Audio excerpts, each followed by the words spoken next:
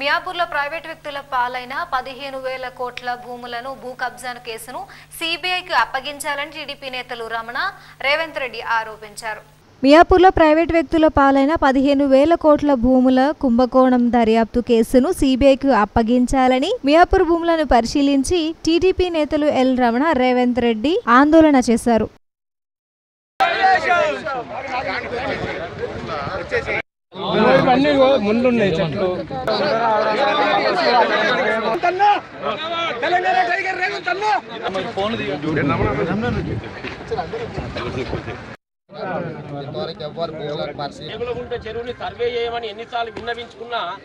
నల్గొండ జిల్లా దేవరకొండ ఎంపీడీఓ కార్యాలయ ఆవరణలో నియోజకవర్గంలోని ఆసరా పెన్షన్ను Devarakonda MLA Ravinder Kumar, ZP chairman Balu Naik ఆధ్వర్యంలో లబ్ధిదారులకు అందజేశారు.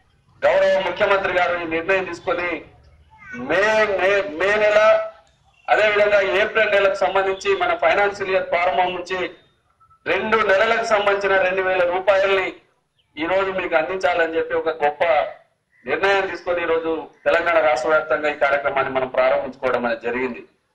అదేవిధంగా మీ అందరికీ కూడా తెలుసు, గతంలో పెన్షన్ కావాలంటే గ్రామీణ ప్రాంతాల్లో 200 రూపాయలు కూడా ఎవరైనా గ్రామంలో కొత్త దరఖాస్తు ఇస్తే శాసనసభ్యులుగా, ప్రజాప్రతినిధులుగా మేము అధికారులు మీకు కొత్తగా శాంక్షన్ చేయాలంటే ఆ ఊర్లో ఎవరైనా చనిపోతే ఖాళీ ప్లేస్ ఏర్పడితే వాళ్ళకి ఇచ్చే కార్యక్రమం ఉండేది.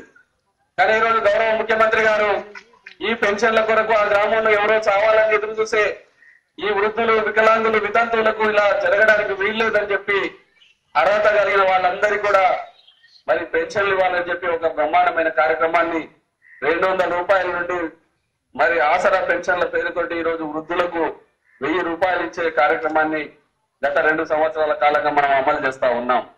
అదేవిధంగా ఈ రోజు వితంతువులకు సంబంధించి కూడా ఎవరైతే భర్తలు చనిపోయి ఉన్నారో వాళ్ళందరికీ కూడా 1000 రూపాయలు పెన్షన్ ఇచ్చే కార్యక్రమాన్ని రాష్ట్ర ప్రభుత్వం చేపడతా ఉన్నది. అదేవిధంగా ఈ రోజు నిజంగా కూడా వికలాంగులు 40% పైగా అంగవైకల్యం కలిగిన వారందరికీ కూడా 1,500 రూపాయలు పెన్షన్ ఇవ్వడానికి రాష్ట్ర ప్రభుత్వం గత 2 సంవత్సరాలుగా ఈ కార్యక్రమాన్ని నిర్వర్తిస్తా ఉన్నాం.